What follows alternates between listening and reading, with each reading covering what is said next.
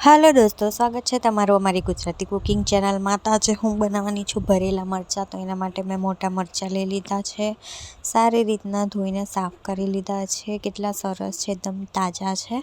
તો અહીંયા ધોઈને કટ કરી આપણે મસાલો કરીએ છીએ। ગાંઠિયા અને કાંદો લીધો છે, એમાં તમે લીલો ધાણો પણ એડ કરી શકો છો। ફિલહાલ મારી પાસે હતો નહીં, એટલે લીલો ધાણાનો તો સ્વાદ જ કંઈ અલગ છે।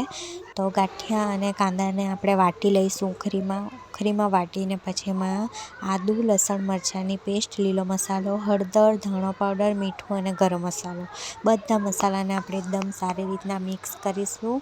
અને આ જે મરચાં છે એને વચ્ચેથી ફાળ કરી દઈશું એક સાઈડથી બધા મરચાંને। પછી અંદરના જે બિયા હોય તો કાઢી પણ શકો, નહીં કાઢવું હોય તો નહીં પણ કાઢી શકો, તમારી ઈચ્છા અનુસાર। પછી બધા મસાલાને સારી રીતના મિક્સ કરી લીધા છે। મિક્સ કરીને મરચાંને આ જે ફાળ કરેલા છે એમાં સારી રીતના મસાલો બધો ભરી લેવાનો। મસાલો ભરાઈ ગયા પછી જો આ બધા મરચાંમાં એક એક કરીને મસાલો ભરી લેવાનો। તો અહીંયા હું બધા મસાલા ભરી લીધા છે મરચાંમાં।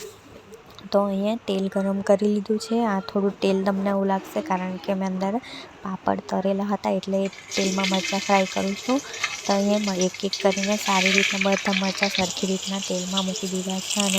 અને જેમ એક સાઈડ ચડે પછી પલટવાનું છે, એવી રીતના આપણે ચારે બાજુ મરચાંને સારી રીતના ગોળ ફરતે ફ્રાય કરી લેવાના છે। તો અહીંયા તૈયાર થઈ ગયા છે આપણા ભરેલા મરચાં। કેટલા સરસ ચડી ગયા છે અને એકદમ મસ્ત રીતના ફ્રાય થઈ ગયા છે, રેડી થઈ ગયા છે। તો અહીંયા આપણે ચોખાના રોટલા, ભાત સાથે, ખીચડી સાથે, દાળ સાથે, કોઈના સાથે પણ ખાઈએ, બહુ ટેસ્ટી લાગે છે। તો કેવા બન્યા કમેન્ટ કરીને જરૂરથી બતાવજો। સારા લાગ્યા હોય તો લાઇક, શેર અને સબસ્ક્રાઈબ જરૂરથી કરજો।